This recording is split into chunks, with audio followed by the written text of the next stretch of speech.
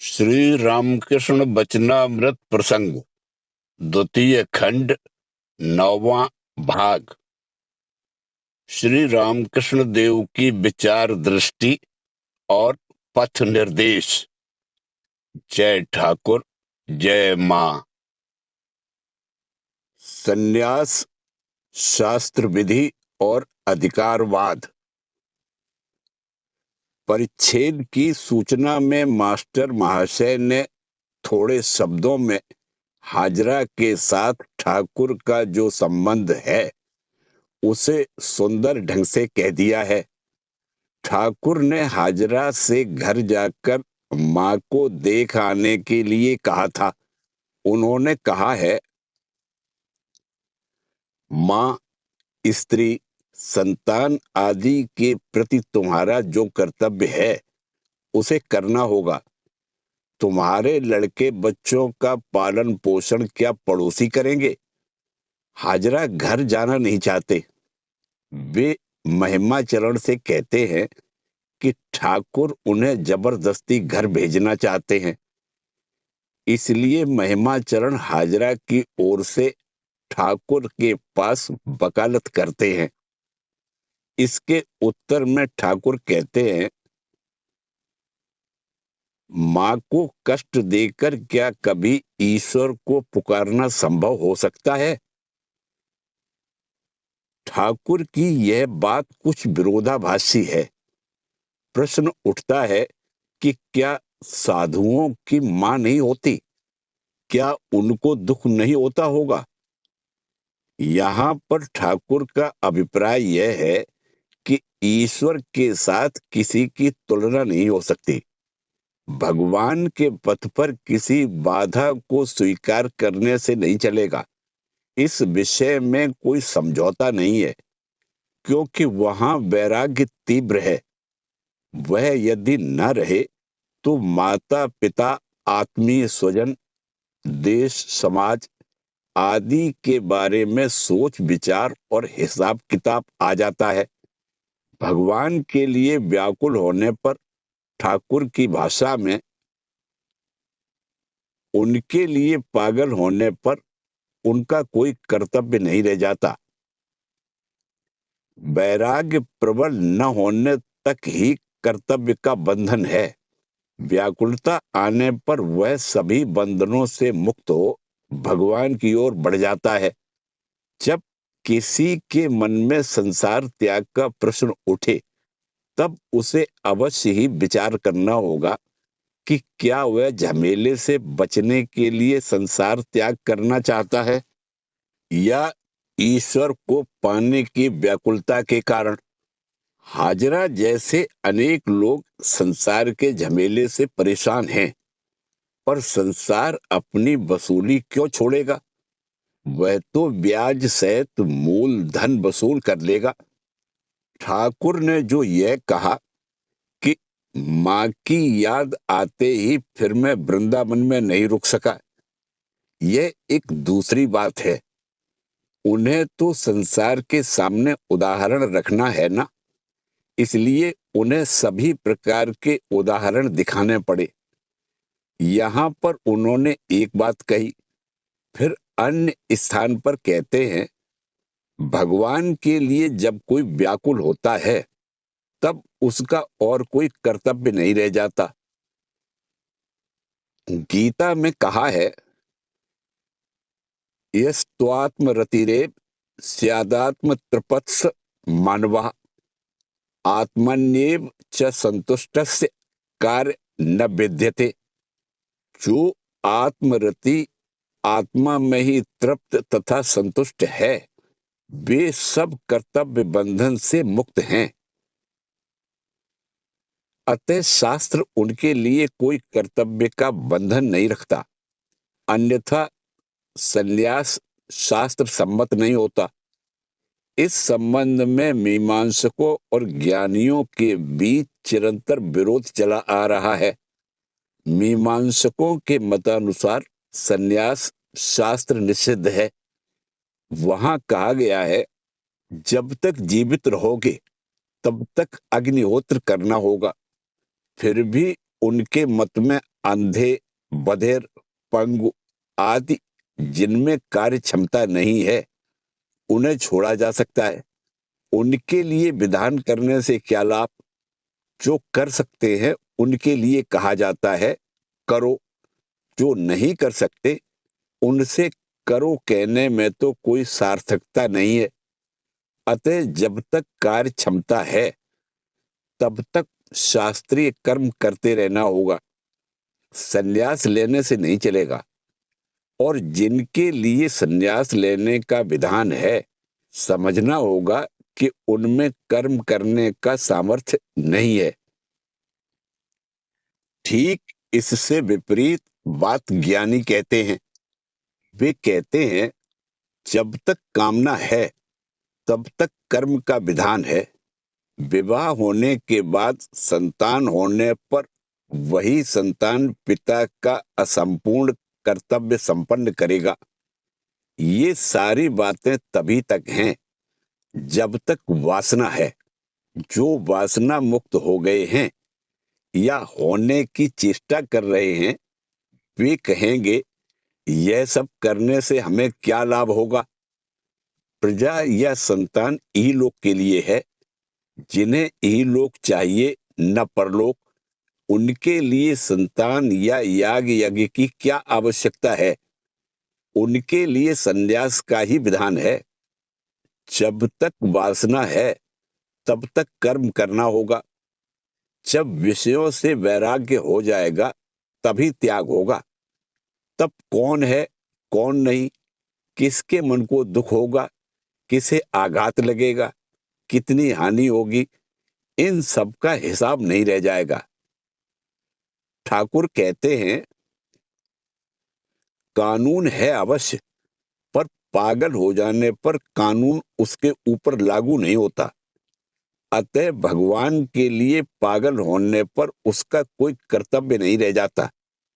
तस्य कार्य न विद्यते। हाजरा के संबंध में जहां तक पता चला है, उसमें तीव्र वैराग्य नहीं था, उसमें दुनियादारी थी। इसीलिए ठाकुर कहते हैं कि उसका कर्तव्य बाकी है। कर्तव्यों को छोड़कर पलायनी वृत्ति नहीं चलेगी। चाहे जितना शारीरिक या अन्य कष्ट क्यों न हो, कर्तव्य निर्वाह करना ही होगा। जिनका जीवन तीव्र वैराग्यमय है, जो वासना त्याग करने की चेष्टा कर रहे हैं या वासना रहित हो गए हैं, उनके लिए यह विधान है कि वह संसार का त्याग कर दें। इस संबंध में शास्त्र ने विधान दिया है, ब्रह्मचर्यम परिसमाप्य ग्रही भवेत, ग्रही भूत्वा वनी भवेत, वनी भूत्वा प्रवर्जेत। यदि वा इतरथा ब्रह्मचर्यादेव प्रवर्जेत ग्रहादवा, यद हरे विरजेत तद हरे प्रवर्जेत। ब्रह्मचर्य की समाप्ति के बाद ग्रही होना चाहिए, गार्हस्थ के बाद वानप्रस्थ, वानप्रस्थ के बाद संन्यास होना चाहिए। वैसा न होने पर ब्रह्मचर्य के बाद अथवा गृह के बाद या वन के बाद, अर्थात जिस दिन वैराग्य हो उसी दिन संन्यास लेना चाहिए। फिर भी जिसके मन में संन्यास लेने की तैयारी नहीं है, तीव्र वैराग्य नहीं आया है, उसे उसके लिए तैयारी करते हुए क्रमशः संन्यास के पथ पर आगे बढ़ना चाहिए। माता पिता का कर्तव्य और शास्त्र दृष्टांत। ब्रह्मचर्य सभी आश्रमों की बुनियाद है, इसलिए प्रारंभ में सभी के लिए ब्रह्मचर्य का विधान है। ब्रह्मचर्य के बाद वैराग्य की तीव्रता के आधार पर व्यक्ति निर्णय करे कि वह संसार में रहे या संसार त्याग कर चला जाए। तीव्र वैराग्य न होने पर उसे क्रम मुक्ति के मार्ग से जाना होगा। बात इस प्रकार है, ब्रह्मचर्य के बाद मन की तैयारी हुई, संयम के अभ्यास से बुद्धि परमार्जित होकर उसमें विचार शक्ति का विकास हुआ। इसके बाद वह स्वयं अपने जीवन का रास्ता चुन ले। माता पिता या अन्य कोई उसकी ओर से चुनाव नहीं कर सकता। माता पिता का कर्तव्य संतान को शिक्षा देकर समाप्त हो जाता है। माता पिता सोचते हैं, बच्चों को पाल पोस कर बड़ा किया, अब क्या हमारे प्रति इनका कोई कर्तव्य नहीं है? अनंत कर्तव्य है, ठीक है, लेकिन जब वह एक महान लक्ष्य को स्थिर कर तथा संन्यास के रास्ते में जाना चाहता है, तब शास्त्र उसे बाधा न देकर उत्साहित करता है, पर माता पिता बाधा उत्पन्न करते हैं, यह सोचकर कि उनका क्या होगा, किंतु वे थोड़ा भी यह नहीं सोचते कि उनके मार्ग में बाधा उत्पन्न करना संतान के प्रति उनकी यथार्थ कल्याण कामना करना नहीं हुआ। वे जो करते हैं वह स्वार्थपरता के अतिरिक्त और कुछ नहीं है। उस स्वार्थ को मानो सोने की परत मढ़कर कहा जाता है। हमारे प्रति क्या उनका कोई कर्तव्य नहीं है? वैसे तो उनका कर्तव्य है, लेकिन संतान का पालन करना क्या अर्थ विनियोग करने के समान है? जो प्रतिपादन में माता पिता का पालन करेगा, ऐसा होने पर मातृत्व पितृत्व कहाँ रह जाएगा? यह तो व्यवसाय हो गया। इतना मूलधन लगाकर दुकान खोला, यह सोचकर कि इतना लाभ होगा, यह व्यवसाय है, इसमें महत्व का कुछ भी नहीं। माता पिता का कर्तव्य और भी उच्चतर वस्तु है। शिशु जन्म लेने के बाद बड़ा होकर माता पिता की सेवा करेगा, इस भाव से माता पिता उसका पालन नहीं करते। शिशु की असहायता के कारण तथा उसके प्रति स्नेहवश वे उसका पालन करते हैं और उसमें आनंद भी पाते हैं, लेकिन बाद में संतान के शिक्षा लाभ कर बड़े होने पर वे चाहते हैं कि संतान मूलधन को ब्याज सहित वापस करे। व्यावहारिक दृष्टि से तो यही संगत प्रतीत होता है, लेकिन संतान यदि उच्चतर लक्ष्य को सामने रखकर आगे बढ़ रहा हो, तब क्या उसको उत्साहित करना उचित नहीं है?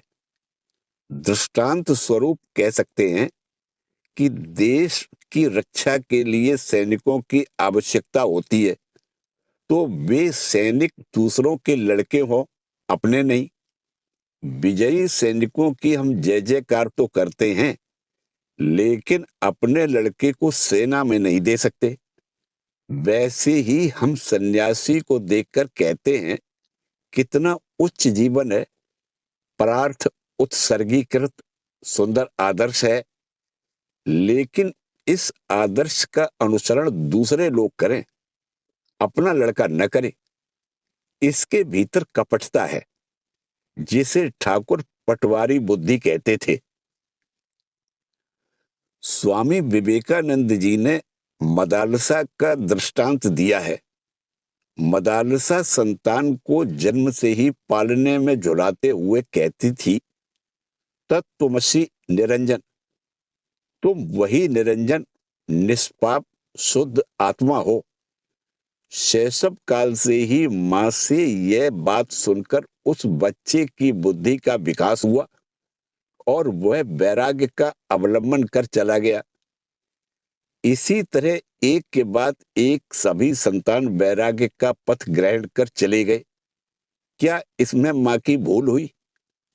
ऐसा कोई माता पिता नहीं जो संतान का सुख नहीं चाहते, लेकिन यहाँ पर जरूरी नहीं कि उनके समान होने पर ही संतान सुखी होगी।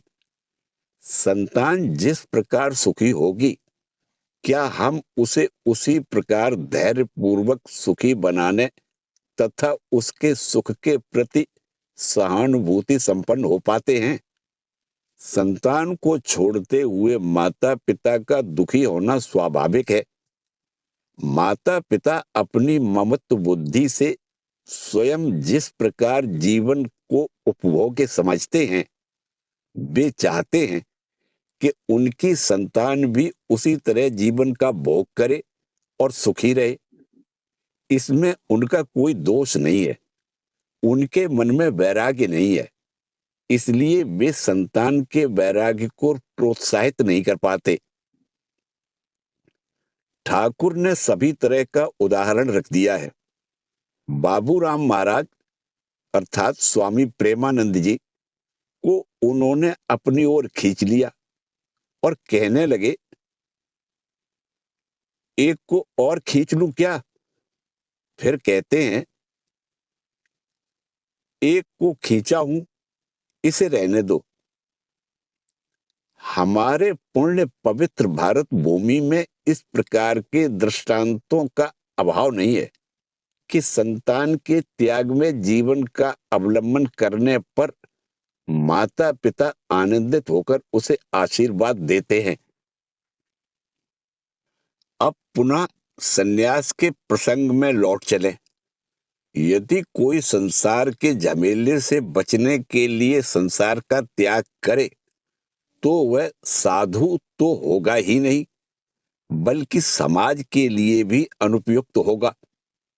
मनुष्य कोई आसमान से उतरा हुआ तो है नहीं, उसे तो आत्मीय, परिजन, समाज और देश के भीतर रहना पड़ता है, जिनके प्रति बहुत ही स्वाभाविक कारणों से उसके कुछ कर्तव्य हैं।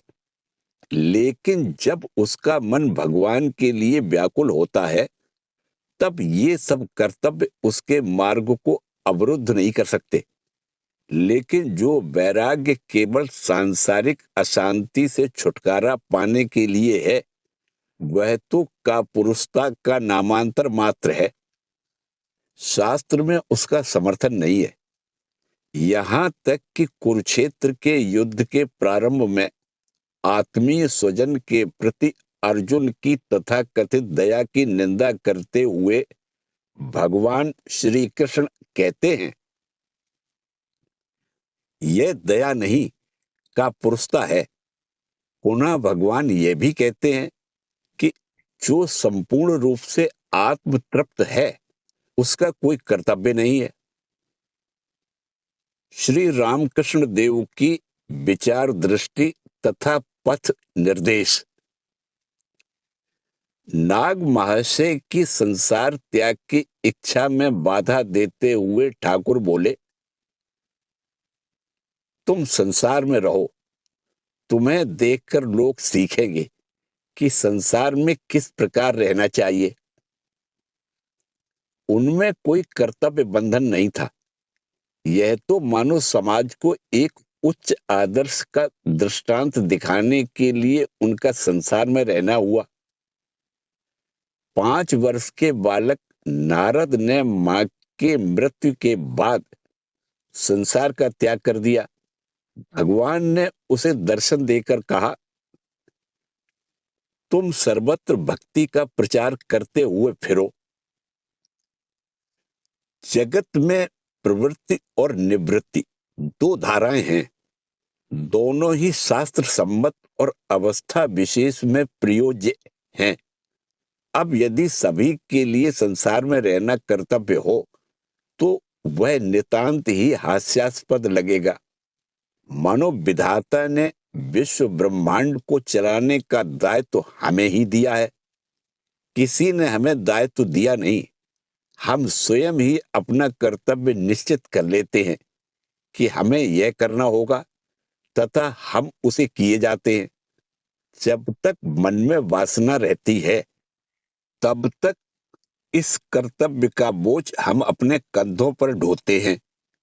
वासना समाप्त हो जाने पर ये सब कर्तव्य एक क्षण में समाप्त हो जाएगा। हाजरा के प्रति ठाकुर के उपदेश को समझने के लिए हमें इसी दृष्टि से विचार करना होगा। हाजरा का चारित्रिक स्वरूप तथा वह आध्यात्मिक जीवन में किस स्तर पर है, यह सब देखकर ठाकुर ने उसके लिए यह विधान दिया और नरेंद्र आदि अपने त्यागी संतानों के लिए इसके विपरीत उपदेश देते हुए कहा था, भगवान के लिए सर्वस्व का त्याग करना होगा। वे एक एक करके दृष्टांत देते हुए कहते हैं, भगवान सबसे बड़े हैं, बाकी सब उनके बाद हैं। माता पिता से भगवान बड़े हैं। फिर इधर हाजरा से कहते हैं, माता पिता को कष्ट देने से क्या धर्म साधना होगी। ठाकुर विचक्षण वैद्य है, अधिकारी भेद से पथ निर्देश करते हैं। सबके लिए एक ही पथ नहीं है। जैसे यह कहना अन्याय है कि सबको सन्यासी हो जाना चाहिए, उसी तरह यह कहना भी गलत है कि सभी को संसारी होना चाहिए।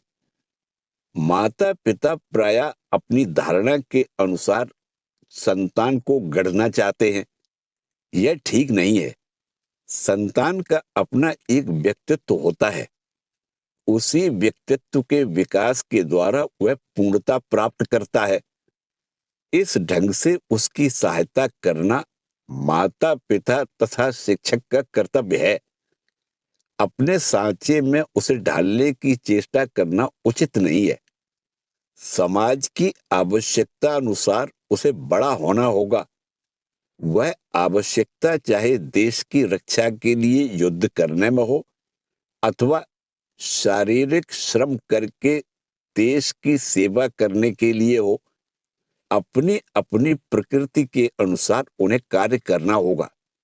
अथवा हो सके तो त्याग के आदर्श पर प्रतिष्ठित होकर समाज में उज्जवल आदर्श स्थापित कर संतानों को आगे बढ़ाने में भी माता पिता के कर्तव्य का पालन होगा। माता पिता का कर्तव्य क्या है और संतान का कर्तव्य क्या है? ठाकुर ने इन दोनों ही दृष्टिकोणों से इस विषय को देखा तथा उपदेश दिया है, जो इस वचनामृत में अनेक स्थानों पर दिखाई देता है। जय ठाकुर, जय मां।